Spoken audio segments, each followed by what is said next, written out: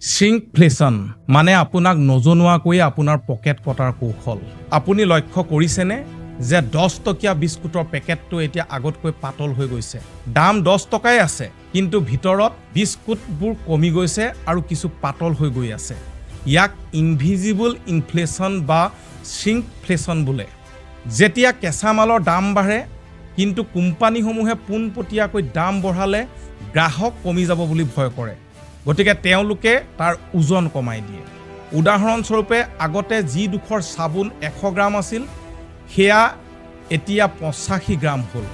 আপুনি একেই 10 টকাই দিছে, কিন্তু আপুনি 15% গ্ৰাম কমকৈ পাইছে।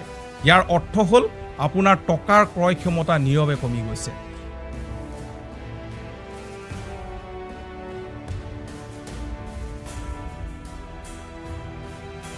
সেইবাবে কেৱল MRP নাচাব, ওজনটোও চাব।